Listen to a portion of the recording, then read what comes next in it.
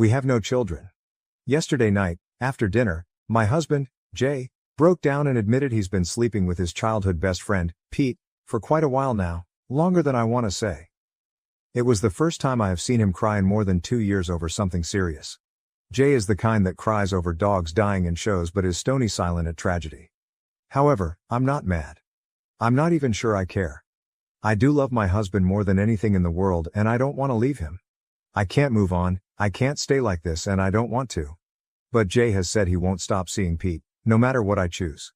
He's sorry for doing this to me and he has said he loves me, and I'm his wife and heart, but Pete means the same to him.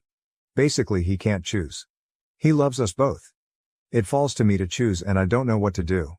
Honestly, the bit that hurts the most is the fact that Pete is a good friend of mine, but he couldn't face me himself and instead let Jay break down in front of me. Sorry this turned into a rant, any advice would help. If anyone's gone through something similar. TLDR, husband cheated with a friend, wants me to choose between staying with him and him continuing to see as a fair partner and divorce. I can't choose without advice. I want to stay with him. I honestly don't feel anything about this affair honestly. Edit. It's come up a bit so, my husband has been openly bisexual since before I even met him. Peter is bi or pan. He's dated guys and girls, and others, in the past. No one in the last 3 years to my knowledge. I'm straight. Edit 2. Since apparently I have no self-esteem, I guess I couldn't possibly have 4 degrees, a PhD, make roughly $120K a year, be the main provider for the household, run my own business and go to the gym twice a week. I know I look good, I actually have a rather large ego about myself. This honestly has nothing to do with self-esteem. I don't know where it reads that, I'm a poor little girl who got in over her head by a big strong man, but I can bench press Jay and wait. I know what I'm worth and I know I want Jay so. Relevant comments. Comment 1, leave OP, I don't know if I should though. We're happy, we can still be happy. Throwing that away seems, I don't know. Comment 2, so you don't mind sharing your husband. How many nights a week will you get to be with him? Or will his friend be moving in with you? OP, I don't know. He's managed to be with Pete enough in the time we currently have, I don't know how it would change if I stayed. Comment 3. What I don't understand is, why don't you want better for yourself? He told you he doesn't care if you stay or leave. But Pete? He stays I think because he cares about his relationship with Pete. How do you stay with someone who doesn't care if you stay? He doesn't want to fight for this relationship. You yourself said you don't care that he cheated. You are financially independent, what's keeping you from just ending it and moving on? You say you love him, but if you did, wouldn't you care that he's cheated for years with a person you considered a friend? Wouldn't you care that he's chosen his relationship with Pete as the one he can't let go of? OP, must be how I wrote the post, sorry. Jay does care, he just can't choose and doesn't want to force me to choose.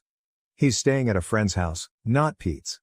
I double-checked, he's staying with a married couple of lesbian friend we have, so he's not cheating with them, right now, so I have the house and quote, as long as I need to do anything. Is it bad that I don't really care that he cheated? I have some heartache of the lies and who it was with, not that it was a man, but Pete, but the actual cheating itself doesn't bother me too much and I honestly think I could just move on, ignore it or somehow work with it. Update. After reading all your advice I chose to ask for space, which he, J36M, freely gave. He was staying at a friend's house when I called, I couldn't face him yet, and asked.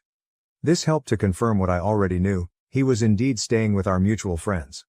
A married lesbian, both 36F couple, so no, he didn't run to Pete, 36M as some of you thought.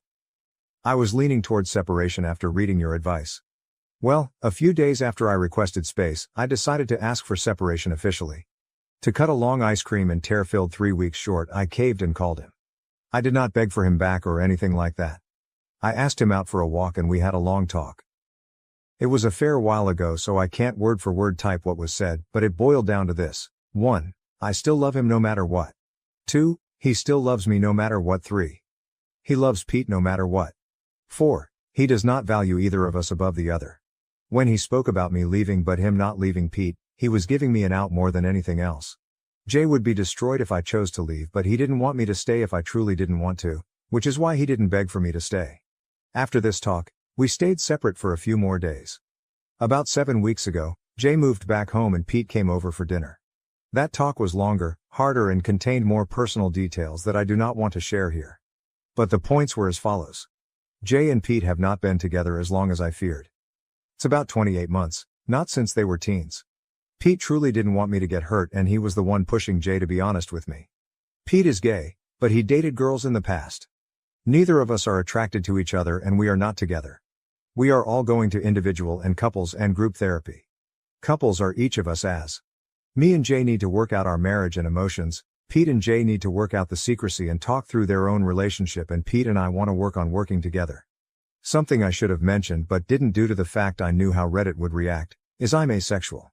I am not in any way sexually attracted to my husband, or anyone for that matter. However, I choose to have sex with him as I know he enjoys it. I still have a libido, I just don't feel the need to have sex. When I have sex with Jay, rarely, once every 2-ish month, it isn't a chore but more a more intimate cuddle. Jay knows this and has known this our entire marriage. In fact, he was the one who helped me figure out I was asexual. If this is hard for you to understand, remember attraction choices. Asophobes will be blocked with no reply, honest questions can be answered. So yeah, that's my story. I can take further questions in the comments. TLDR, we separated, cried, got back together, are happy, I got a promotion and we are all in therapy together and individually. Relevant comments. Comment 1, sorry I'm a bit confused. Are you guys a throuple minus the sex? Or did you get back together with Jay and accept he has sex with Pete? Also, does that mean you now don't have to have sex with Jay out of obligation anymore, because he's getting his needs met by Pete? OP, me and Pete are not together. I don't know if I will have sex with Jay again, it's something I'm working on in therapy. My wife made negative comments about our daughters posing for her school photos. Am I the asshole for getting angry at my wife over this? I, 60, have been married to my wife, 51, for around 15 years. We also have a beautiful daughter named Hayoung, 17, who is in her junior year of high school.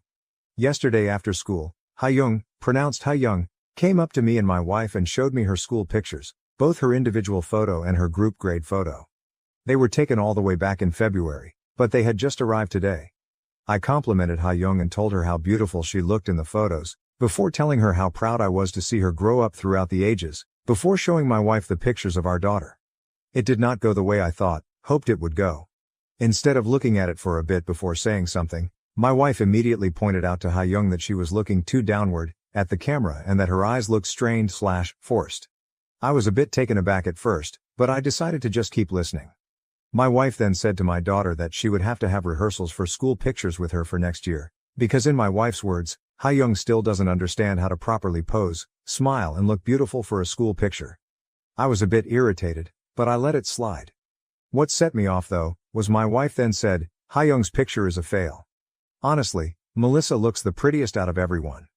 Hayoung got quiet and said, I'm gonna be honest, my picture this year is really bad compared to sophomore year. I got mad that evening. We had a huge argument in the living room. I told my wife that she was being cruel to our daughter, and since school pictures were over, there was no point being so picky over it. My wife retaliated, saying that, even Hayoung says that she doesn't like how she looks in her school picture. I was just being honest, I'm only trying to help her. She then went into her room and started crying, saying that I don't understand her. I will admit, I raised my voice while we were having that argument, and I'm seriously sitting here questioning myself about whether I was an asshole or not. After our argument, I knocked on Hayoung's door and I could tell by her expression that she had listened to every piece of the argument. I feel bad because I may have overreacted to something as simple as school pictures. Plus, I ruined my daughter's evening and my wife's too, and I also made my wife cry. TLDR, I shouted at my wife after she made some comments about my daughter's school photos, and I'm wondering if I'm the age. Edit 1. This is not the first time my wife has said something like this. This is why I feel even more terrible, because I let my daughter suffer like this. I did give my wife a word or two, but I always told Hayoung that this was just the way she spoke and that she really did love her. I really want to cry right now, especially overhearing Hayoung crying herself to sleep last night. She always kept a brave face around me and my wife, but it just breaks me even more, now knowing she feels like she can't talk to me either. I failed her. Hayoung always asked me every morning if she looked beautiful. She would always ask at meal times if she was eating too much. I'm so afraid of the damage we both put her through for so long. I'm so scared she's going to develop an eating disorder, and I'm going to make sure to set things straight with my wife and take care of my daughter better. She is always my first priority. Edit 2. I was taken off guard even though my wife has made responses like this in the past, Because though it's not the first time, I had a little bit of hope left that she wouldn't point out Hayoung's appearance that outright in her school photo. Relevant comments. Commenter, I am guessing based on the fake name that your wife is Korean. I know beauty standards there are super high and she could be projecting her own insecurities and maybe even comments that she got when she was young. Of course this is not okay, but it could be worth sitting down with her and having a talk. OP, you're right, me and my wife are both Korean. The beauty standards there are super tough, so I'm probably going to talk to my wife privately to understand why she said that and check up on Hayoung a bit before talking with my wife. I know she's super shaken up, so the best I can do is be the best father I can. To another commenter. I've lived in the States longer than in Korea now. Commenter, do Korean women tend to have very high beauty maintenance standards? And no, you are not in the wrong. Teenage girls are already extremely sensitive about their looks, so your compliment was kind and nurturing. OP, I cannot speak on the behalf of everyone. I know that the beauty standards are extremely tough there. I've heard people commenting about the fatness, skinniness of people's bodies. I've sometimes heard conversations about K-pop idols' bodies and faces, makeup, surgery, etc. Later that night in comments, hello everyone, OP here. Tonight, since my wife is working a night shift today, I decided I'm going to stay together with Hayoung for a daddy-daughter date. I know it doesn't matter whether we go out or not, all that matters is that I'm with her. I'm planning on making her some of her favorite foods and spending quality time as an apology for not being there when I should have been. She loves japchae, galbi and cream bunjopang. I asked Hayoung beforehand whether she wanted to stay at home or go out, and she wanted to stay home and she chose to go with the first option. I'll let you know how it goes. Update post, July 16, 2024, about 5 weeks later. First of all, I'd like to thank everyone for their generous comments and advice. As promised, here is the update. After my wife left for work, I decided to check up on my daughter. She was in her room doing homework and I could tell by the forced expression that she was not okay. As she talked, everything began to make sense. My daughter overheard her mother shaming her in front of the other church moms. She heard them boasting about their kids and her mother would use condescending modesty, e.g., she's gained weight and she doesn't even study hard. She was tired of trying to surpass my wife's expectations. She couldn't stand it when my wife was in the house. She asked me, why am I her diamond? She cuts me to make me shine. How more of this should I take? I prepared all the foods I promised to make and she was hesitant but ate a lot more than when my wife was around. She wanted to further talk with me. I then asked if she wanted me to tell my wife how she felt. Hayoung said, it was the only way to get her to listen, before telling me she wants me to get a divorce. I asked her if she was absolutely sure, as it was something very serious. She said she was fine with it. I'm just devastated it has reached this point. When Hayoung was at school, I had a conversation with my wife. I brought up Hayoung's concerns, along with mine. I asked my wife what made her put down my daughter on the day of the school picture incident. She made excuses such as having bad days, hence she'd accidentally release her anger and other emotions by yelling, the silent treatment, etc. I questioned further if there was anything in the past that was bothering her, which she replied snarkily, nothing is bothering me. I raised her into a better person. If you have problems with how I'm raising her, she's all yours. I don't want to argue anymore, especially with a sensitive, lazy person like you. We had a lot of arguments in the past on raising Hayoung. This phrase was used in all of our arguments to shut me up. As Hayoung was consistently used as an emotional punching bag and a trophy for my wife, this was the last straw. I told my wife, we were done, then told her to pack up and leave. I thanked her for letting me realize my self-worth.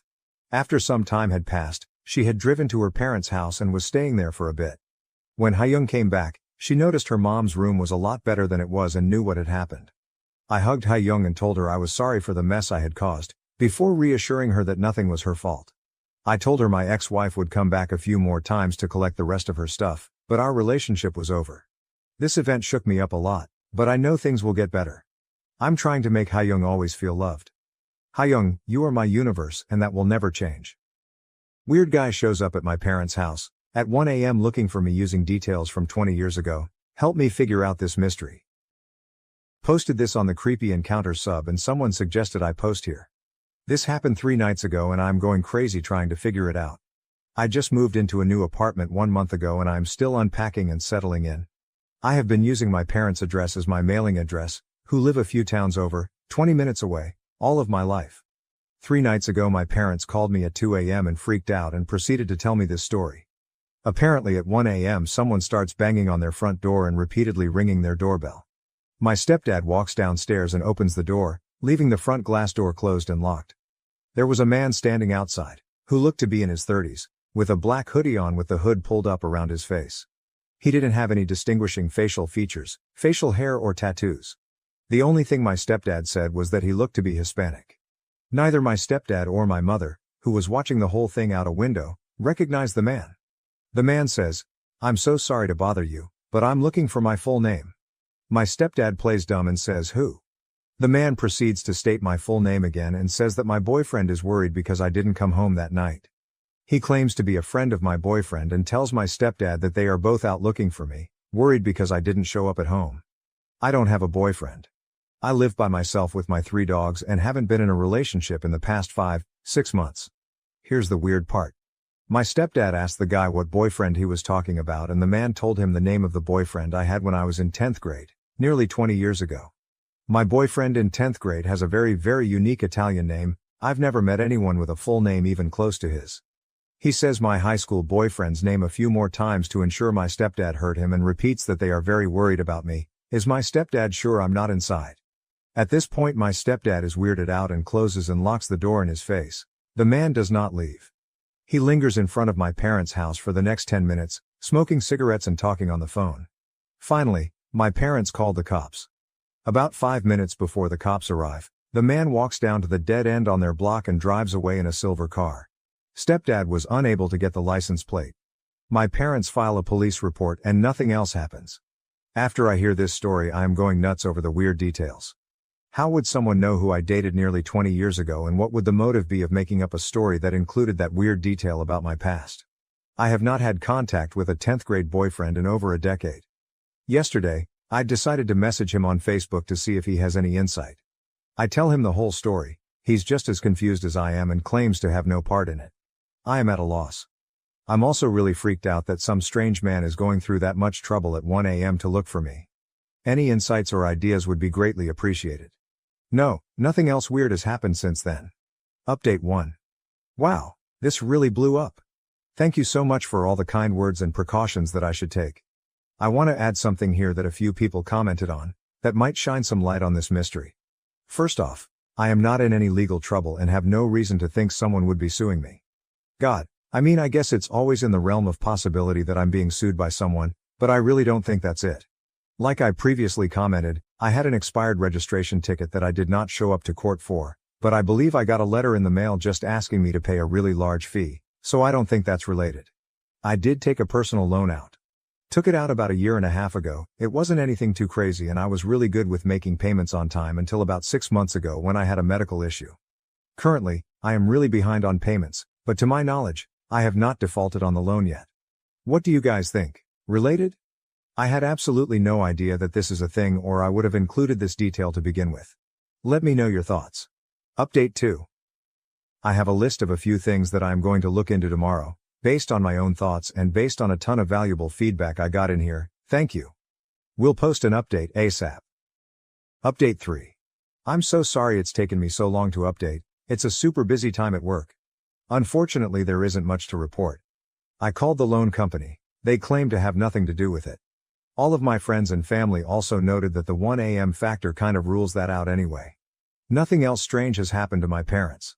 I went there for the first time last night and kept a close eye out for anything, didn't observe anything out of the norm. So this remains a mystery. I'll be sure to update if something else happens. Final update. Alright, 1 year later I finally have an update to this insane mystery. I will include the original story here first, followed by the update. After this happened, my family and a couple of my close friends have been talking about this mystery in depth to try and put our heads together to figure it out. We all have our own theories, but ultimately no definitive answer as to what happened or who this creeper was. So we pretty much put it to rest and only continued to joke about it once in a while. Here's the update. My stepsister, my stepdad's daughter, and her fiancé were at a house party right after the holidays, around early January of this year. While they were there, they started talking to a girl that neither of them knew. After some time talking together, the girl started talking about her ex-boyfriend and how they were going through a really tough time together. They had just recently broken up and she felt really bad because he was a wreck over it. Somehow it came up that this girl's ex-boyfriend was my 10th grade boyfriend, The one with the really unique Italian name. The whole situation wasn't that big of a coincidence, since I went to high school with my stepsister's fiance and we have a lot of mutual friends. So it makes sense that they were at a party that would include some people I went to high school with. As soon as my stepsister and her fiance hear this, they both start freaking out, and without revealing too many details, they tell the girl about the whole mystery and how weird it was. As they are telling the story, the girl's face starts to go white and she looks like she's about to cry. My stepsister and fiance try to console her and ask her what's wrong. The wine beer had been flowing at this point, so I'm sure everyone was a little tipsy. The girl starts to tell them that a few nights ago, she was sleeping, and someone started banging on her door at, get this, fucking 1 a.m., just like what happened to me at my parents'. The girl jumps out of bed and says she was absolutely terrified by how loud and aggressive someone was banging on her door. She said she literally thought it was going to break in. The girl has a Ring camera, so looks at her phone. There on the camera is a guy in a black hoodie, banging on her door. She obviously pretends like she isn't home and keeps all of the lights off. He continues banging. As she is getting ready to dial 911, the guy stops and leaves. She said she was absolutely terrified. For whatever reason, she didn't end up calling the cops, but may have gone to stay with a friend that night or the night after. My stepsister and fiance are shocked by the details and how similar it is to my story, especially because of the mutual ex-boyfriend we share, except this girl literally just broke things off with him. They asked the girl if she has any idea who the guy is and she said no, but that it definitely is not the actual ex-boyfriend. She said this guy was much taller and heavier than our shared mutual ex. How fucking weird. This mystery is still unsolved and these new details honestly just make my head spin even more. No one else has shown up to my parents' door since the actual incident a year ago. OP added extra info in the comments. So a few answers to some questions. My 10th grade boyfriend was into drugs when I dated him back in high school. No idea if he continued to use throughout his life or not, but can confirm he is definitely an addict who may or may not be in recovery currently. My 10th grade boyfriend has been to my parents' house multiple times. My parents still live in the same house I grew up in, and my 10th grade boyfriend has been over many times while we dated in high school. I don't know where he currently lives, but he grew up about 10 minutes away from my parents' house. My 10th grade boyfriend and I had a horrific breakup. I met my high school sweetheart while I was dating him and broke up with him in a pretty messed up way. He held a grudge over it all throughout high school and was extremely nasty to me to the point of bullying. At one point, I had to get a security guard to escort me to classes because him and his friends were bullying me so badly. The bullying was only severe for the rest of 10th grade, but he definitely hated me all throughout high school. At one point he did end up apologizing to me, and explained that he was just heartbroken over me breaking up with him, but at that point, I was way past the point of forgiving him. After graduating high school, we ran into each other maybe once or twice while I was home from college and he was totally cordial and nice with me and we laughed the high school experiences off. I can definitely try reaching out to him on Facebook again and bringing back up this whole mystery with the added updates from his recent ex-girlfriend to see what his reaction is and gauge whether or not he's being truthful in it. I can also ask some mutual high school friends who know him about how he currently is, if he's into any shady shit or not. My stepsister only gave me a first name and description of a recent ex-girlfriend from the party. But I can go on my 10th grade boyfriend's Facebook and look for her under his friends, then reach out to her on Facebook Messenger to inquire about Ring footage and ask her more questions. Also see if she ever reached out to cops. I agree this is probably the best thing to do if I want more answers, but I agree I need to be careful as I still don't know what is going on here. My 10th grade boyfriend does not have a brother, just one younger sister that I remember back from high school. Relevant comments from OP Comment 1. I just posted some answers in the comments about the nature of my breakup with my high school boyfriend and how horrific it was and how he basically harassed me for the rest of the 10th grade. Your last theory, and what a lot of other people are commenting on, is starting to make the most sense to me. It could be that my 10th grade boyfriend has a tendency to get insanely hung up on girls and is sending a close friend or relative to do these 1 a.m. drop-bys. And this would especially make sense if he is still using drugs like he did in high school. This theory being correct would mean he lied to me when I reached out to him on Facebook a year ago, which of course he would. If this is the case, it seems like he moved on to his current ex. I just hope he doesn't swing back around to me. Comment 2. I decided I'm going to try and find out the girl's full name so I can look her up on social media. I may even be able to find her with just the first name that I already know from my steps. I can go onto my 10th grade boyfriend's Facebook and look in his friend list for a girl with the same first name who looks like she could have been his ex-girlfriend. He may even have pictures with her tagged, so it shouldn't be that hard, unless he wiped his social media clean of her after they broke up. When I'm able to find her, I'm going to reach out to her and try and get some answers. I think this is the safest route since I still don't know my 10th grade boyfriend's role in this, and I did already ask him once and he claimed to have no part in it or know anything, which may or may not have been a lie. Based on how scared my stepson said this girl was, I'm betting she'll be willing to talk to me about it since we share the experience. I will make an update post when I have more info. Thanks everyone. Should I reveal to my friend, who is now married with kids, that we secretly had a child together in high school and put him up for adoption? Original post, June 26, 2024. I slept with my best friend while we were in high school. We always joked about how we were friends with benefits and it was strictly just friends having fun. He didn't know at the time that I was desperately and madly in love with him. The last time we had sex, I did end up getting pregnant. I had our baby and put him up for adoption as we were both young, and I didn't want to obligate him to me or make him take a different path in life. These are things that he had freaked out about previously when his girlfriend had a scare. Many years later, about 6, he confessed to me that he had always loved me and that he thought he had no chance because I always said we were just friends with benefits. Anyway, I've been in contact with our son and he wants to know more about his dad. Our son knows that his dad doesn't know about him. I guess my question is, should I tell my best friend after all these years? I'm afraid to tell him since he has a wife and 2 kids now. Update 1, I just got off the phone with my friend. I told him everything. Apparently, he knew that I was pregnant. My friend had let it slip one time. He thought it was his since he knew that I was only sleeping with him. He didn't know that I had the baby but said he was happy that there's a part of us together out in the world. He said he'd love to have a relationship with his son and wants me to make arrangements for all of us to meet. Thank you for all of your perspectives and advice. This went way better than I was expecting. Update 2. I'm flying out this weekend to speak with both my best friend and his wife. In particular, his wife wanted to speak with me and I thought it would be best if we did it in person. This is our first time meeting. I'll keep you updated. Update 3. I met with both of them and posted an update in a separate post with the same title. Additional information from OP on her background with her friend. OP, I want to hopefully provide some clarity to the whole situation. I was a senior at 16, skipped grades, and my best friend, let's call him Bobby, was a junior, he was 17. I have known him since I was 8. My parents were not around a lot and when they were gone I'd stay at Bobby's house. That's why his mom and I are so close. She has been both of my parents at times.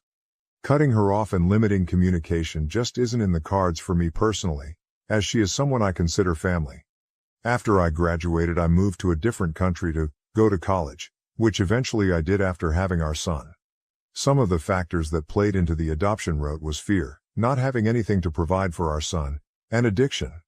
I still have a tendency to try to protect him when I can, and leave out the addiction part. Bobby was heavily using by the time I graduated and was stealing from his mom and on the streets for weeks at a time. I understand that I did take his choice away from him. I get that. Please see it from my side as well though. I was 16 and all of these things were happening. I knew that no matter what, I needed to get away from the environment to make a sound choice and I did leave as soon as I was able to. He heard from my friend talking to someone else, something like, "Did you hear she was pregnant?"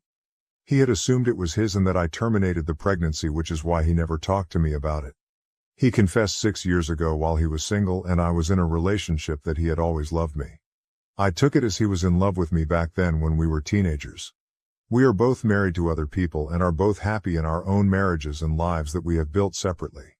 He has 1 child from before his marriage and 1 child with his wife. Plus of course our son. He has been married for 1 year and I have been married for 5 years. Bobby has been sober for 3 years now, the longest he has been sober. Relevant comments. OP responds to multiple questions on if her friend knew she was pregnant. OP, I moved out of the country so he never knew that I was pregnant. No, I was about 3 months pregnant when I graduated from high school and moved out of the country. So he never knew that I was pregnant or had a kid. I did not see him for 2 years after, but we've always stayed in touch through phone calls, messages, Skype, FaceTime, snail mail. OP clarifies the details regarding her friend telling his feelings about her. OP, 6 years after high school he admitted to loving me. It was important to me because I was protecting a friendship and I think if I'd known that he loved me then, I would have told him when I was pregnant. 12 years after having our child, he is now married with kids. I'm married too. I do know that his wife doesn't like when we are in contact with each other, and I try to respect that boundary. OP on if she has a relationship with her son who she gave up for adoption. OP, his parents and I have a really good relationship. They knew everything and wanted me to have a relationship with my son. I run everything by them first to make sure they're comfortable with it. They couldn't have kids of their own, and I cannot have kids now after my birth to him. I am very blessed that they chose my son and that I have such amazing people in my life. They're a dream come true given all the circumstances. They choose to let me have a relationship with my son, and I know it's because of their choice that I've had every opportunity in my life to be a mom, to have a career, to be able to provide for my son. I don't ever lose sight of the power their choice has. OP on if she still had feelings for her friend or not. OP. I feel like we've been through a lot together and I'm thankful to have him as a friend, but I don't still have the feelings I once had for him. The feelings have evolved and changed into just always hoping for the best for him and continued sobriety. Our conversations now consist of us telling each other to miss you, hope everything is well, how is the family, etc. I feel like people blew the dynamics of our friendship now way out of proportion. Again, as I've said many times in this thread, I have moved on and have had many years to do so. I'm happily married and have been for 5 years. I don't take my commitment to my husband lightly, nor would I ever do anything to jeopardize the life we have built together. Update, June 29, 2024. Should I tell my friend we have a kid together? Okay y'all, here's the update. My talk with my best friend's wife Wendy was very enlightening. I did not know so much had not been shared with Wendy from my best friend Bobby. Wendy and I talked for hours about both my and Bobby's past as well as the current situation. Wendy was unaware of several important details. She didn't know that I've been married for 5 years, and that I've known Bobby and his mom since I was 8. She was also unaware that I practically lived with Bobby and his mom for 8 years, and that my parents are not in the picture, making his mom the closest thing I have to a mother. Additionally, she had been led to believe that I am Bobby's other son's biological mother, which is not true. The last one literally had me in a spiral, and there is so much to unpack there. I'm not sure why she was led to believe that, but when I asked questions about it, she said that's just what she's been told by other people in the family.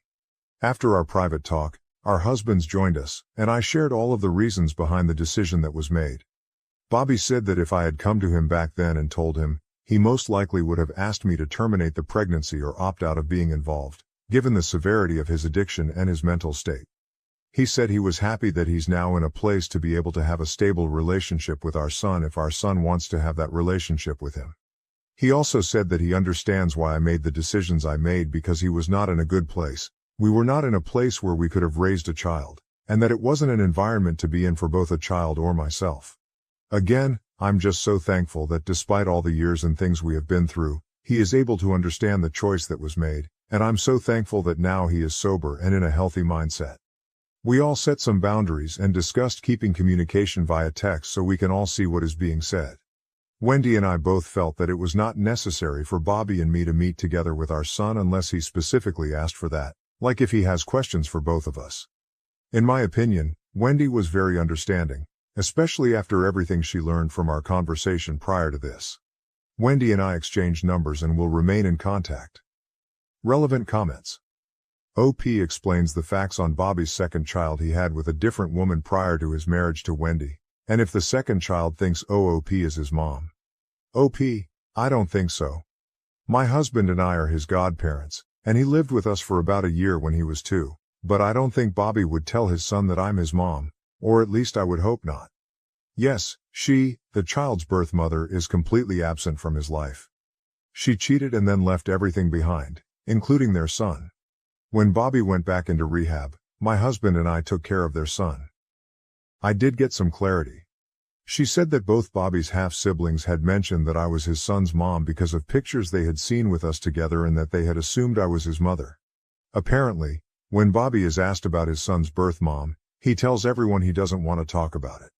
So from what I can gather, since he doesn't talk about it and there are only pictures of me with him as a baby, an assumption was made by a few parties. Bobby is now opening up more to Wendy about it. OP provided more details on her son's adoptive parents and how it came to having a great relationship with them while being present in her son's life. OP. It's a lot to put into a few posts. There are so many different dynamics that I've been trying to explain. My son's adoptive parents are close to me, and I have known them forever. At the time, they were my parents' closest friends. When I was not living with Bobby's mom, I was living with them. Around the time of my pregnancy, and even before, they had struggled with getting pregnant. When I found out I was pregnant and had made the decision, I knew they'd be the perfect family in the way they loved and cared for me even when I wasn't theirs to love and care for. Once I decided the path I was taking, and they were on board, they were asked to relocate for work, and I joined them in their relocation. When I say I'm truly blessed for my son's adoptive parents, I truly mean it because I know all the stars in the universe aligned for everything to happen the way it did. Honestly, they're the most amazing humans. I could go on forever about how selfless, caring, and generous they are. They're literal saints who walk the earth. I will forever be in awe of them, and my son knows just how I feel about his parents. Relevant comments. Drugs are bad, okay. My half-sister grew up believing her mother's husband was her father until she accidentally found the adoption papers when she was 12. It was then revealed to her that she was my father's daughter. Except she probably isn't, and she doesn't know this. Only my mom and I know. See, her mom had a boyfriend who got sent to jail for drugs, so this guy's two best friends comforted her. When she found out she was pregnant, she called my dad and told him my sister was his because he was the only one who'd gotten clean. The problem is, my sister's mom was tan, dark-haired and dark-eyed, and so was my dad. The other two guys involved were blue-eyed blondes. My sister is a pale blue-eyed blonde. It's not impossible that she's my father's daughter, but it's much, much more likely one of the other guys is. The funny thing about genetics is that you can't always go by looks to determine a child's paternity. You will always have to do a DNA test to be 100% certain because recessive genes do pop up. And genetics is just weird in general. Like how some women were accused of cheating because their kid had none of the features of the father's family, yet when they finally get tested, he ends up being 100% the father, and they find out that the kid inherited one of the grandparents' traits that was passed down by genetic lottery. Either way, drugs are bad, and I have yet to meet someone who is heavily on drugs that made good choices other than quitting. When I was born and growing up, my dad's family was convinced my mom had cheated because I looked nothing like him. The big one was that I was a pale blonde child until I turned 7 or so, then over the course of about 6 months, my hair turned dark brown. When my sister was born many years later, her birth photo was literally identical to mine, except she came out with brown hair. Genetics is weird. And yes, we are both genetically our parents' children. Our neighbor has a little boy who had cherubic blonde curls as a toddler. They go away every summer to stay with family for 3 months. And last year when they came back, I kept thinking that they had brought a nephew or something home with them. Nope, he's their kid. In the course of a summer, he shot up 6 inches, and his hair turned dark brown and flat. Now the kid who was a baby a minute ago is the blonde cherubic one, and I expect the same thing will happen to him this summer while they are gone. I can't fathom this behavior. My husband is the single most interesting person in the world to me. I ask him stuff all the time about his thoughts, hobbies, past and opinions on topics. It's not uncommon for us to spend an entire evening having forgotten about the movie we were going to watch, just talking about stuff and sharing stories, debating points of view. He's my husband, I chose him, and I'm endlessly, compellingly fascinated by him. I swear to God, some people just walk through life, half asleep, bump into someone who is hopefully not inherently repulsive to them, and commit to this near stranger for as long as the roller coaster lasts. It's honestly irritating sometimes when other women, who nearly to a one just jump into a relationship with the first guy they meet who can kinda hold a conversation, ask me how I found such an amazing partner, and then they are shocked and a little appalled when I say that I was picky as hell. I had criteria for what I knew I needed and wanted in a partner, and I didn't deviate. But I almost always get back this weird attitude that being picky and having standards is somehow mean and unfair of me. And then these same people know nothing about their partner and also complain about a constant lack of healthy communication. They jokingly ask if my husband has any brothers and then whine and compare my amazing, wonderful, supportive, always willing to learn and grow husband to some dude who is on his last strike at work with a spotty job history and an alcohol problem that they dragged home from the bar. If I may be petty, how very dare they compare the literal years of careful sifting and requisite verbal abuse from assholes I did to the human dating equivalent of letting a raccoon you saw contemplating your garbage cans move in with you and wreck your house. But no, everyone's like, we didn't think Jana was learning anything from casually dating around for 10 years, but then the first guy she got serious with, she married, and he's the best, kindest, most reliable man and husband we've ever met, and we asked her how she did it and she gave us very clear answers about not settling and knowing yourself, what you want in life and need in a partner. But I don't know, it seems kinda mean that she blocked guys who only gave one-word responses on dating app, because otherwise they message her vile things. So we won't be doing that. And I'm just like, oh, okay. I'm at the point where I'm starting to deflect the how did you manage to find one of the few remaining great men in existence questions with, he is wonderful, the other day It's a double win for me. They seem to give up asking after a few encounters, and I get to talk about how awesome, funny, and clever my husband is. Am I the asshole for refusing to share my only gluten-free plate with a pregnant friend despite her cravings and emotional pleas at breakfast? I recently found out I have a gluten allergy, which explains all of the stomach pains and aches I've had when trying to eat anything my whole life. Since finding out about the allergy, I've been making sure to avoid foods that contain even trace amounts of gluten, because even a small amount causes indigestion and in some cases vomiting. I was invited out to breakfast with some of my friends and I let them know of the allergy so we could pick somewhere that actually had food I could eat. The place we settled on is a really high-end breakfast restaurant that has a whole separate kitchen, or at least a section of the kitchen, for preparing their food without gluten. Which was a lifesaver since had that not been the case, I would have needed to skip the restaurant entirely. Included in my friends was a couple, who recently got pregnant. We can call them Emma and Via. Via is the one who is pregnant, and said she wouldn't be having much since she wasn't feeling very well due to the morning sickness. Everyone understood and offered to let her just have a few bites off their plates so she could still have something nice even if it was just a little. I didn't agree to this though, since if they were going to be sharing with each other, I couldn't take part. I explained to myself not feeling okay sharing since I'd just be giving food without getting any, and all my friends seemed to completely understand, as well as agree that was very fair. When the food came out, everyone was sharing and having a good time. Via asked if she could have a bite of my food, and I politely declined sharing since I couldn't grab a different bite from anyone else. Via told me her pregnancy cravings were kicking in, and all she was asking for was a couple bites, so I should have just given that to her. I told her again, I'd already explained I didn't want to share since my food was all I had. Emma told me I could just give her half, and order more food if I wasn't satisfied with the amount left, and I again told them no. The gluten-free options were quite a bit more expensive than what they were eating, and paying for 2 plates just so Via could have half my food didn't seem fair. Via then told me just because I was on a diet didn't mean I could be selfish, and everyone else had no issues sharing. Thankfully the rest of the people sitting there did help me stand up for myself, and told Via I'd already explained I wouldn't be sharing since no one could share back. While I'd ordered an egg scramble and some gluten-free pancakes, everyone else had normal pancakes, French toast, avocado toast and other things I just couldn't eat. Via wasn't satisfied with their and my justification for why she couldn't have any of my food. She went on and on about how I'd turned the whole table against her, and shamed her for being pregnant and hungry.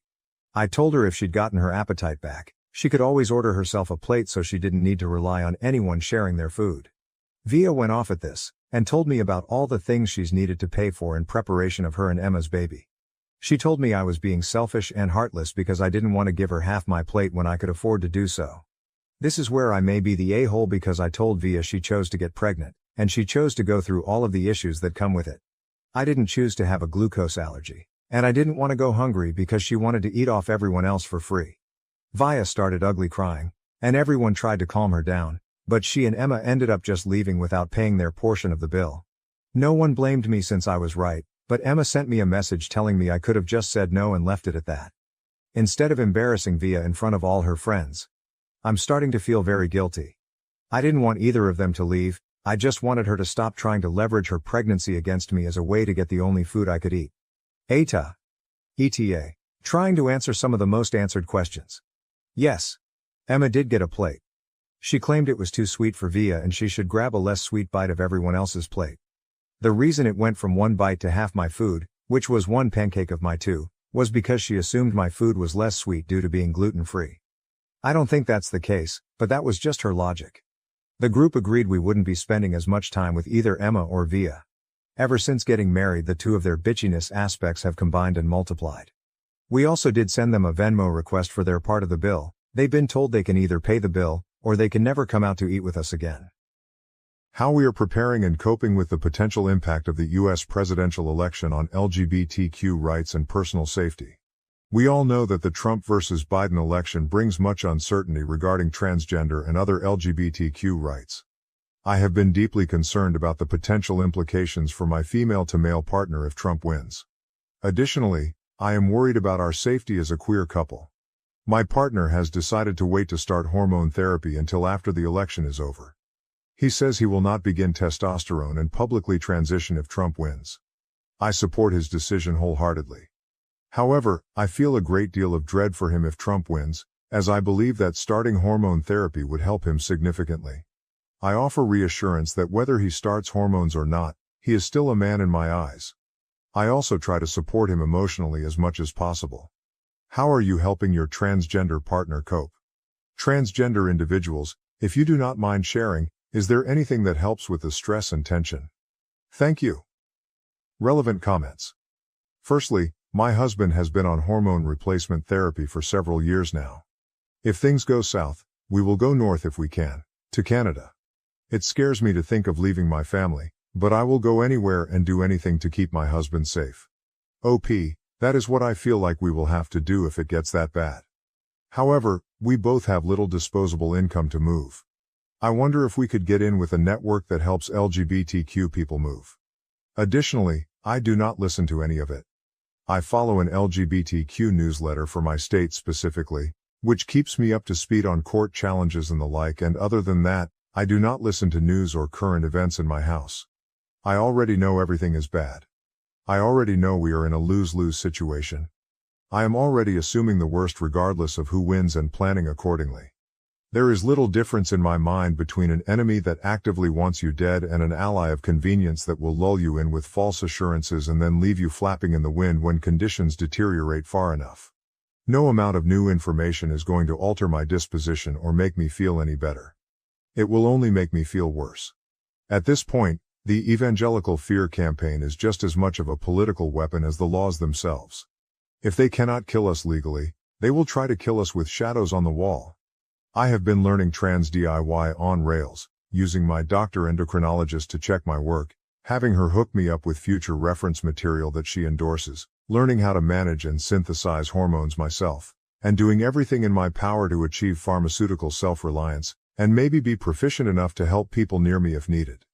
At a certain point, if you're sufficiently isolated, you kind of have to selectively lean into the whole "don't tread on me" mindset. You have to take a leaf out of nature's playbook and cultivate an effective threat display and actually be the transgender witch nightmare that the small-minded townies are all afraid of. At least that is the course we decided on. So far, it has been a lot less stressful, even though I do not like being this kind of person. But it has certainly been getting the job done, and I do not fear for my or my spouse's safety in public, for reasons I will leave tastefully non-specific. We hold hands and kiss and express ourselves openly in public, and these spineless cretins keep their eyes down, and that is good enough for me. We will not be leaving. We are the hyenas on the hill, and they will certainly have their work cut out for them if they come waltzing up the driveway to disturb the den. OP, this is a refreshing take. I flip between stay and fight and go far away. I am thinking my partner and I need to take a concealed carry class soon and get a gun. We have been talking about it for years, and this might be the final straw. You never know. In reply to the second comment, in my opinion, guns are more dangerous to us than helpful. I understand the rationale behind people who want to arm themselves or concealed carry, but I know too many people who have died by suicide that way to want to encourage gun ownership among trans people generally. OP, that is a good point. Suicide in relation to owning a gun is something my partner and I have talked about almost every time we discuss getting a gun. Safety procedures will certainly need to be in place. I appreciate your point of view. Furthermore, I am not going to lie. We are scared for you guys living in the US. We live in the EU, so we are safe for now, But the far right, and to be honest, some anti-woke normal liberal parties, the European far-right liberal parties are like the US Republicans. And the conservatives are even worse, take after the US when it comes to attitudes towards identity politics. So we are also scared that this might spread to the EU, especially if Trump wins.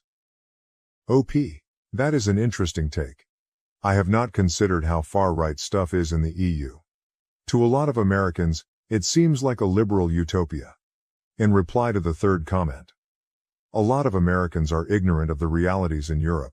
Progressive states in the US are some of the best places in the entire world to be trans, and many parts of the EU have laws that are hostile. OP, I appreciate the insight. I will read more about that to educate myself. Additionally, Eastern Europe especially is rapidly descending into authoritarianism. The Mediterranean countries have an unsettlingly prominent amount of hard-right influence because of the sheer prevalence of xenophobia and people refusing to accommodate crisis migrants. Even the liberal bastions, like urban Germany and Scandinavia, can be very selective in who benefits from their more pro-social tendencies and who gets to be scapegoats. The Acela Corridor and the Bay Area probably truly are among the safest places in the world to be LGBTQ. Both of them are uniquely fault-tolerant in this regard because they represent such overwhelmingly powerful majorities of the economic engine of the country. They will likely become mutually supportive rogue states and let the interior of the country suffocate if some kind of absolute fascist nightmare scenario were to happen here. But that is also because the bar in the rest of the world is so incredibly low.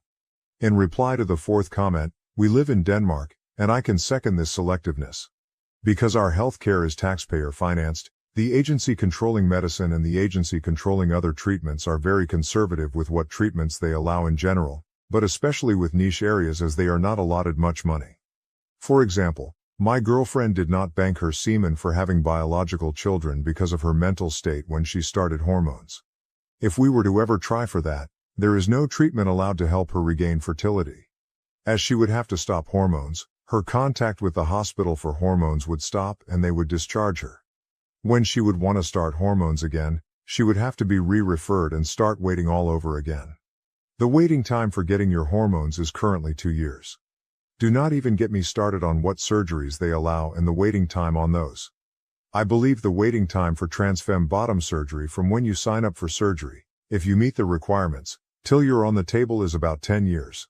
Additionally, I live in one of the bluest states in the country, which is something I'm incredibly glad about. But I am frankly terrified of a Trump win, and especially of the possibility of the Heritage Foundation 2025 plan thing coming to pass because they are looking to explicitly come after LGBTQ+ rights on a national scale. One of their stated goals is to outlaw pornography and classify essentially any discussion of transness or gender identity as pornographic. I am praying that the debate is a wake-up call for the Democratic Party. And frankly, I am really glad that I have a skill set that would make emigrating relatively easy. OP, I am very worried about Project 2025. My partner and I are thinking of getting married if Trump gets elected. Like, the next day or something. Just to have that marriage, even if the right becomes revoked. Furthermore, I have a trans wife and son and fortunately live in New Mexico, which is passing laws to make it a safer place for our family. That being said, we are finding grassroots support for ourselves and others and working with Pink Haven Coalition to set up a safety net for trans families who need to move here, but also be in touch with an organization that has a plan if the worst happens so we can get the hell out. OP, thank you for sharing. We live in one of the most liberal cities in North Carolina, but want to get out of the state in the coming years. Maybe even sooner. Lastly, people transitioned during the first Trump presidency, and they will transition during the second one. Putting your life on hold until U.S. politics is good for trans people just means your life will be on hold forever. There is no place without rising anti-trans politics right now. It sucks, but that is the situation. There is no place that is going to feel 100% safe to transition. So you might as well transition as is and at least live an authentic life. OP, he is literally talking about there only being 2 genders, making it illegal to be anything else besides the gender you are assigned at birth. This is not about policy, it is about control. When he says he is going to do something, believe him. This fascist movement has plans to send people to camps. How well did it go the last time fascism started rounding up people? I am not trying to be all doom and gloom, but this is not hyperbole. Read Project 2025. It is not just about Trump, it will be implemented no matter who leads the GOP. I grew up Republican, and this party does not represent any of the values they claim to have. If you value democracy and want to keep our community safe, vote Democrat all down the ballot. I would completely understand if people want to see how the election goes before transitioning. Maybe taking HRT on a low dose can help alleviate the dysphoria. Top comments. Firstly, the whole issue that people do not seem to understand when it comes to Trump is that minorities are very, very afraid of this man. It makes perfect sense that we are, because he has already persecuted one kind of minority, that being immigrants. I can very much see him doing much more to harm other minorities such as black people, Mexicans, transgender folks, and the rest of the LGBTQ community. Project 2025 is a very scary thing that could become a reality, and if it does, I fully understand why your partner would not want to transition. As a trans man myself, I share these fears. OP, thank you for understanding his perspective. He and I are very afraid of a Trump presidency. Trump and his supporters want to terrorize minority people of all demographics. We have experienced very poor situations in life where we have been mistreated for being a queer couple. It was very hard on us and borderline traumatizing. I want him to medically transition on his own terms and will support him however possible. And of course, he is already man enough for me. A reply to OP, I understand the fear as my girlfriend and I are currently in a red state that does not support LGBTQ except for in very few select areas of our state. I try my absolute hardest every time we go out in public to pass as much as physically possible, because the last thing I want to happen is for me or her to get hurt or worse just because we love one another. It really is a reality that I think a lot of people do not realize happens. Just because you do not see it on the news every day does not mean it is not happening to people, you know? Additionally, we live in a very blue area, but since day one I have asked my wife to carry a concealed weapon for protection. Secondly, we both work great jobs from home, so relocating would not be an issue financially. She has not decided on name changes yet, nor is she out publicly to many people and is still presenting as cisgender, but I guess that the election will determine our next steps. Furthermore, I am not going to lie, we are scared for you guys living in the US. We live in the EU, so we are safe for now, but the far right, and to be honest, some anti-woke normal liberal parties, the European far-right liberal parties are like the US Republicans, and the conservatives are even worse, take after the US when it comes to attitudes towards identity politics. So we are also scared that this might spread to the EU, especially if Trump wins. OP, that is an interesting take. I have not considered how far-right stuff is in the EU. To a lot of Americans, it seems like a liberal utopia. A reply to the third comment. A lot of Americans are ignorant of the realities in Europe. Progressive states in the US are some of the best places in the entire world to be trans, and many parts of the EU have laws that are hostile. OP, I appreciate the insight. I will read more about that to educate myself. Additionally, I am not going to lie. My anxiety is through the roof, and I have been unemployed, struggling with the idea that my existence might become outlawed in this country. I have spoken to my roommate half-jokingly about potentially having to seek asylum in Canada if Trump wins. It is a rough time. As a partner, I think you're doing a great job staying actively aware of the harsh realities of what is happening while also supporting and being there for your partner. I am sure it is a huge comfort to have you there validating his experience. I know in my own life, the most frustrating thing for me is being told that I am being dramatic by cisgender heterosexual folks who have a lot less to lose in this election. You sound like an amazing person to be in his life right now during such a difficult time. OP, yes, I am really anxious too. I think about it every day, but I try to push it out of my mind so I can do my work. It is so upsetting when cisgender heterosexual people do not care about the election. It matters for all, but especially minority groups. They need to have some empathy. I am a cisgender, white, female, so I have privilege of my own. I do have autism, but I am able to work and do schooling with little professional support. I try to influence my coworkers and others to no avail. Furthermore, I am honestly concerned for the both of us. I am a non-binary lesbian married to my male-to-female partner. I am also sterilized, and we are both child-free. Her egg cracked after we got married, and she has been on hormones for a year now. She even started progesterone not too long ago. We would not have enough money to move anywhere if we had to, and it does not seem like she would want to escape anywhere. I think she told me she would stop hormones if she is not able to get them anymore. But I personally want to find a way to keep her on them if they become inaccessible. Of course, I do not want to risk her safety in any way, and I will always see her as a woman no matter what, but I just want to do whatever it takes for her, you know? Like, would there even be ways to still get them or make them somehow? But regardless of what happens, I will defend her and protect her with my life. She is my soulmate and has been since we first met. AITA for severely punishing my son after he pulled a cruel prank on an autistic girl at his high school prom, resulting in family conflict. I am a 48-year-old woman with a 19-year-old son named Jack and an 18-year-old daughter named Alyssa.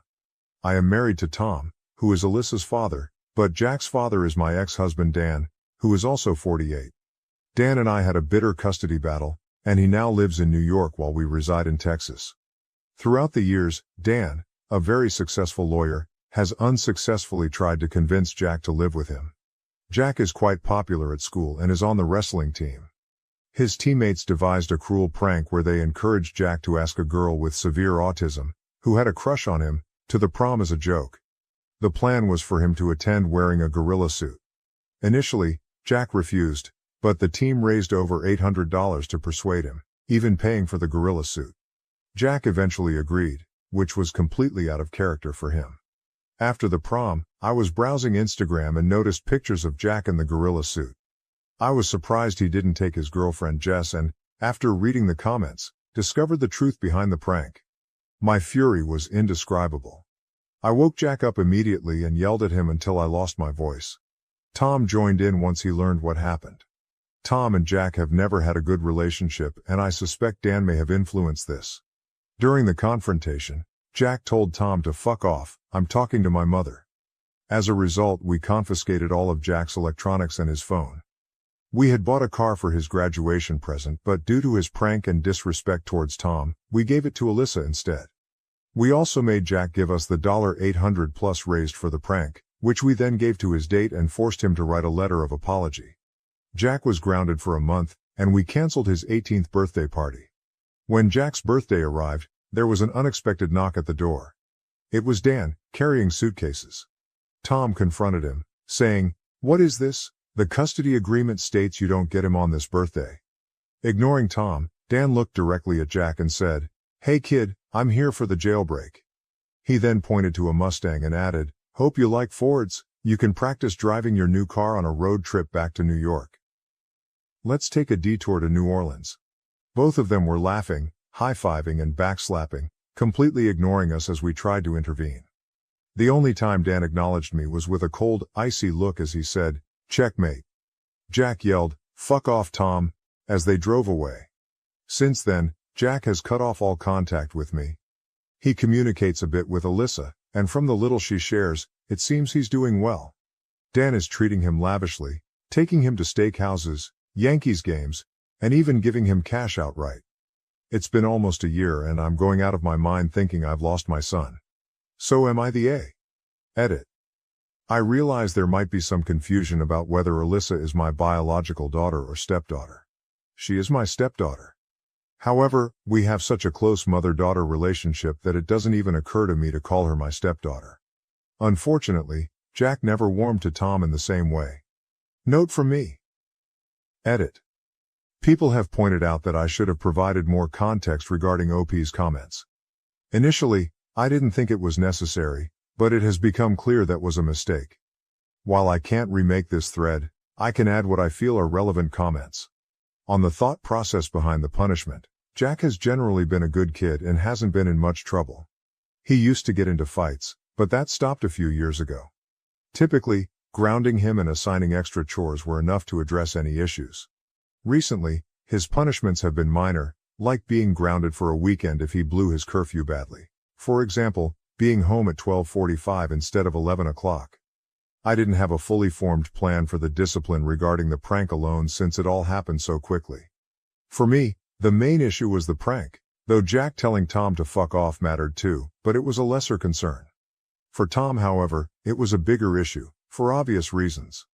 On Dan, OP's ex-husband, and his motivation. There is some truth here. I wasn't very kind to Dan when our marriage ended and could have handled the custody matters more fairly during the divorce, which created a lot of animosity from Dan. While I'd like to think that Dan will eventually tire of throwing money at Jack, I can't ignore that Dan does treat Jack well and isn't likely to run out of money anytime soon. Having spent every day with Dan for many years, I know him very well. He is an extremely calculating man. His exact thought process was to see the perfect opportunity to take his son back after feeling wronged by the divorce process and then hit with everything he had. It worked. Dan always plays the long game, and I am sure he will continue to do so to maintain the current situation. More on Dan. Although I would love to portray Dan negatively and there are many criticisms I could make about him, he genuinely loves Jack and has sought custody for a long time. If his actions were merely about winning, I don't think he would have been so ruthless. He sincerely believes that I took his son from him. On the extent of the punishment and Jack's relationship with Tom, stepfather. Regarding Tom, my son never respected him as an authority figure. Even as a young child, if Tom asked him to do something, Jack would retort that Tom was just a rude guest in our home. While I can't prove it, I suspect Dan played a role in this. How else would Jack know that the house was bought with my divorce money and that Tom had no financial contribution? It's interesting you mentioned Jack calling Dan with his side of the story. I have no idea how he managed that, considering I had his phone locked away for 2 weeks when this occurred. I suspect his girlfriend Jess might have been involved, even though he was barred from seeing her. Part of the reason I believe this arrangement works so well for her is that she is attending New York University, and Dan somehow managed to get Jack into Temple University in Philly. They alternate weekends between New York and Philadelphia. Dan's Instagram post from last week showed the three of them dining together at Peter Luger's. Regarding financial issues and child support, I feel incredibly foolish. I should have seen this coming from Dan. He has been waiting for years for an opportunity like this and I provided him with the perfect scenario. I admit I didn't treat Dan well towards the end of our marriage, though I never cheated on him. But since then, he has harbored a deep resentment towards me. Now that Jack no longer lives with me, the child support payments have ceased. We divorced in New York, where child support continues until the child is 21. I'm worried about how I'll manage to pay next month's mortgage without those payments. Dan earns a significant income, so the child support was a substantial amount. Additionally, Dan can now pursue child support for me, and my lawyer has informed me that he has already filed the necessary paperwork. More on the child support situation. Tom is on disability. I knew there would be financial challenges when Jack aged out of child support in 3 years, but I hoped Tom would be back at work by then. Regarding Tom and Jack's strained relationship, I tried to introduce Tom gradually. And initially, things seemed fine. Although their interactions were never warm, they were at least civil. However, tensions escalated when Tom moved in with us. He had an accident at work and fell behind on bills, prompting an earlier cohabitation than we had planned. By that time, Jack had known Tom for a year. The issues began with minor requests, like Tom asking Jack to clean his room, put away his dishes, or mow the lawn. Jack simply refused to comply. I noticed that after every weekend Jack spent with Dan, his behavior towards Tom worsened. I vividly recall overhearing Jack, a few years ago, refer to Tom as my pet loser, during a phone call, a phrase I knew Dan had used about others before. When Jack turned 16, there was an incident where Tom, suffering from back pain, asked Jack to warm up some leftovers. Jack, engrossed in a game, rudely told Tom to do it himself. Tom responded by unplugging Jack's Xbox, leading Jack to exclaim, "This guy stays here for free, eats free food and now thinks he has a butler. This isn't a hotel, Tom. You can't afford one." On another occasion, when Tom told Jack to mow the lawn, Jack retorted, "Don't tell me to mow the lawn in my own house. You mow the lawn and make me a sandwich when you're done." Jack's behavior is notably different from others. He's generally kind, quick-witted and gracious. However, his attitude towards Tom mirrors his father's demeanor. Jack is charming and smooth with people he likes, but if he dislikes someone, he truly detests them. He clearly harbors a deep hatred for Tom. Elaborating on their relationship, the end of my marriage to Dan was far from amicable. I acknowledge my role in the contentious divorce, and the animosity only intensified once Tom came into the picture. One incident particularly exacerbated the tension. Tom made a joke on Facebook about wishing corporal punishment would return to schools. Dan reacted furiously, immediately flying from New York to our home, where he made numerous accusations and threats against Tom. Tom had to lock himself in the bathroom and escape through the window, fearing Dan's potential violence. This led to 2 years of litigation, where I had to prove that Tom had never and would never physically harm Jack. Meanwhile, Jack frequently taunted Tom, asserting that he had his father's permission to defend himself if Tom ever tried to discipline him.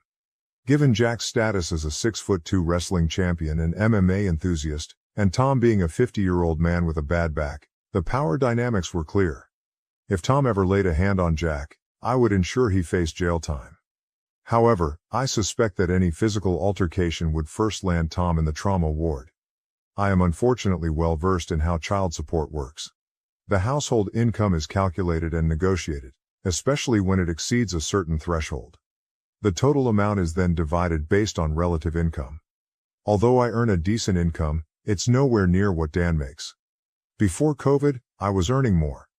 At the time of our divorce, I secured a favorable household income split, which benefited me since Dan had to pay me. Now, however, I have to pay Dan my share of that high amount. This situation has resulted in a double burden for me, losing the child support checks I was receiving and now having to write substantial checks to Dan.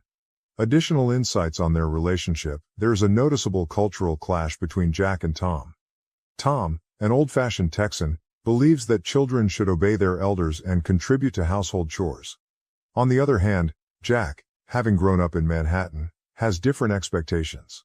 Tom has significantly toned down his usual approach to parenting, understanding the existing tension. He believes that children should listen to adults and help around the house, but realizes his typical methods won't work here. I've made it clear to Tom that if he can't create a harmonious environment with my son, our marriage might not survive. Since then, Tom has largely refrained from taking on any parental role, though he occasionally tells Jack to do something, which often leads to a negative reaction from Jack. Jack's acknowledgement of his wrongdoing but feeling the punishment was excessive. Thank you for your input. Jack has blocked my number, but he still communicates with Alyssa since their relationship remains amicable. Alyssa even offered to return the car to Jack to make peace. He declined, saying he has a better car now and holds no ill will towards her. For some time Jack told Alyssa he would never forgive me. While he acknowledges his mistake, he believes the punishment was too severe, particularly losing the car and being banned from seeing his girlfriend for a month. Recently, Alyssa mentioned that Jack hinted at the possibility of reconciliation, but not for several years. Alyssa serves as a bit of a go-between, but I feel uncomfortable involving her in the middle of this conflict. It must be tough for her, seeing Jack as her big brother and witnessing the strained relationship between him and her father. OP on apologies and potential reconciliation. While I might not fully agree with all of this, I have indeed attempted to apologize. Despite Jack blocking my phone, I have sent emails where I apologized for giving his car to Alyssa, for yelling at him, for trying to force a relationship with Tom on him, and for taking the money. He has not responded to any of my messages. You raise a valid point about apologizing to Dan. Dan harbors a strong dislike for me. To take some accountability, the reason for our divorce stems from how poorly I treated Dan during our marriage. He resented the custody arrangement, believed the child support was excessively high for Jack's needs, and openly accused me of stealing both his money and his son.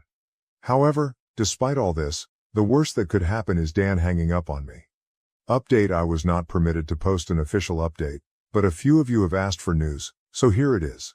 Following some advice from commenters, I reached out to Dan to see if he would help mediate between Jack and me. About a week later, Dan responded and arranged for me to meet him and Jack at a cafe in Manhattan. He booked a 6 a.m. flight for me and put me up in a questionable hotel in what might be the most dangerous neighborhood in New York City. When I arrived, I saw Dan, Jack, Jack's girlfriend Jess, and Jonathan, a friend from Dan's previous firm. I also noticed Jess was wearing an engagement ring. Jonathan informed me that Jack has a legal claim against me for stealing the $840, and until this matter is resolved, I am to contact only Jonathan and not Jack. I explained that the money was collected by Jack's friends for the prank and that I gave it to the girl.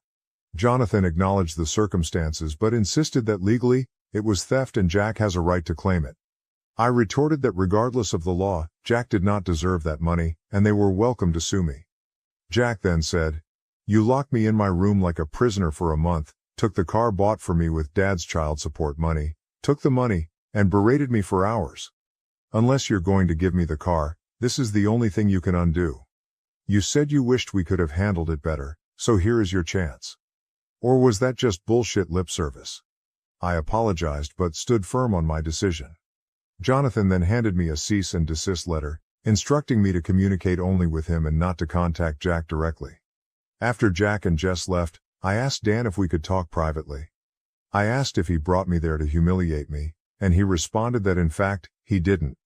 He brought me there so I could humiliate myself. He explained that he had worked very hard to get Jack to the point where he'd be open to talking to me again if I were willing to back down a bit. But Dan knew that if I had to choose between my pride and my son, I would choose my pride, just as I did during our marriage. I asked Dan why he put us through this ordeal. He said it was because he wondered if I would ever learn to prioritize love over anger. He bet his future on the belief that I wouldn't when he divorced me, and he needed to see for himself how things turned out after all these years. I then asked if Jack was just a pawn in his game. Dan replied that if I had chosen Jack, he would be with me now, and nothing could have stopped that. But instead, my pride over a stranger was more important than learning to move on with my son. I asked him about the girl, to which he responded, "I hope she'll be a wonderful daughter to you since you lost a son for her." When I told him I didn't know the girl, he said, "Sounds like a bad trade," and left. Additionally, I found out I was not invited to Jack's wedding. After reading this update, I wanted to express my gratitude for the new information, but I'm a bit puzzled as to why you refused to return the money. Here are some earlier comments you made. If you lose your only child, nothing else really matters. I didn't understand that before. Hopefully, you never do. Regarding whether you would be willing to divorce Tom to get Jack back. If I had to, yes. Truthfully, that's kind of been falling apart anyway, and the only reason I haven't divorced him is because I don't want to lose Alyssa. I should never have touched the car. I should have just grounded him, insisted on the apology, and maybe also made him hand over the money. Losing a relationship with a child is a hell of a thing. It is like death. I hate what he did, but there is nothing worth losing a child over. I lost my son for that girl who I don't even know. My exact words were high road, low road, I don't care. Whatever wins. The irony is that now I'm sitting where he was except worse. I'd do anything for him back. Given all this, I'm struggling to understand why you weren't willing to return the $800 to Jack. Where's the disconnect? If you're genuinely ready to do whatever it takes, why didn't you return the money? Her response. I was so angry. I am still so angry. He was sitting there, as smug as can be, with his little girlfriend, my ex, and my ex's best friend acting as his lawyer. At that moment I just couldn't bring myself to do it. The entire situation was designed to humiliate me. They put me in a terrible hotel, made me travel all over New York City, then showed up laughing and backslapping. The lawyer informed me I couldn't speak to my own son unless I paid $800. I just don't know what to do anymore. Dan reversed the polarity on the child support, and I'm now a few months behind on the mortgage, and the hole gets deeper.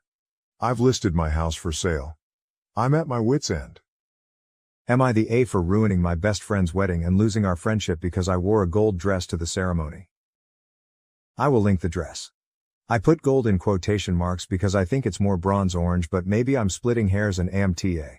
Some context. My 30F best friend Dan, 30M, got married to Lauren, 27F, yesterday. Dan and I have been best friends since high school, and despite always being platonic with no romantic interests on either side, his now wife Lauren has always disliked me. In their 3 years of dating I have not been allowed to see Dan alone because she feels that it's suspicious that I want to hang out with him. Honestly, I just missed my friend. Despite me being happily married, she's always kept me at arm's length. I always figured this was because she's from a very conservative family. Dan has spoken to her multiple times, and after she'll back off for a bit before reverting to complaining about him being friends with a girl again. It's not ideal, but she makes Dan happy, so I made my peace with it. That brings us to the wedding. Originally I was going to be in the groom's party, but Lauren ended up crying, saying a wedding is not a place to swap gender roles. Dan was fighting her on this, but I told him I'll just attend as a guest, and not to choose this hill to die on. The dress code was warm tone garden party, and we were encouraged to wear earthy warm colors.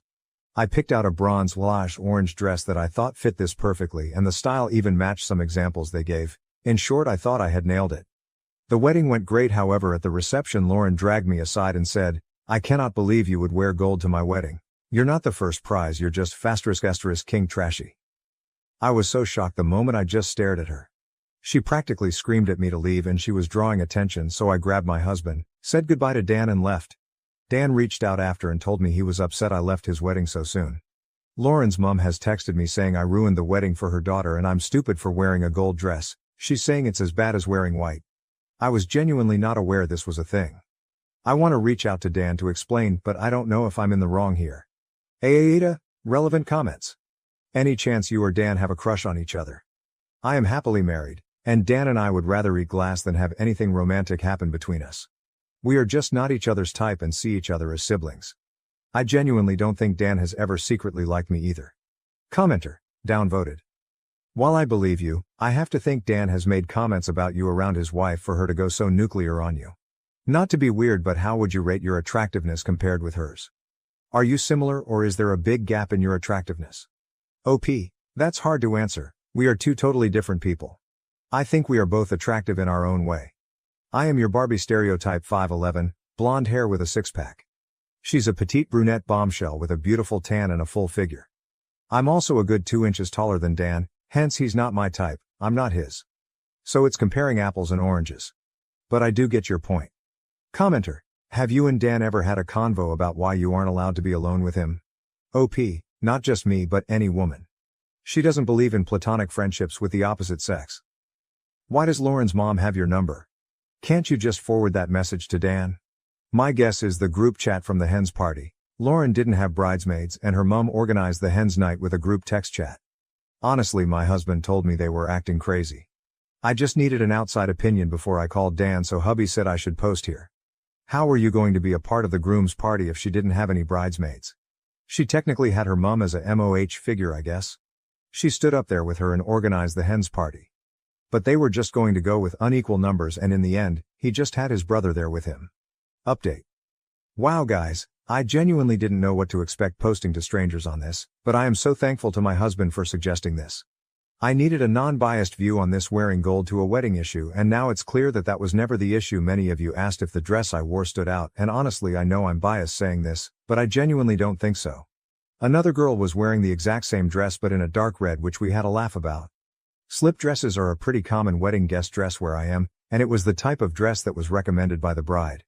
I think many of you were right in saying that it was never about the dress, but how I looked wearing it. I do want to start this update by thanking my husband who suggested I post here and having a ball reading your comments since posting, and even posting a photo of us this morning with a caption along the lines of "my gold prize of a wife, I am winning in life thanks to you." Turns out Dan found out pretty quickly what actually happened and called me last night.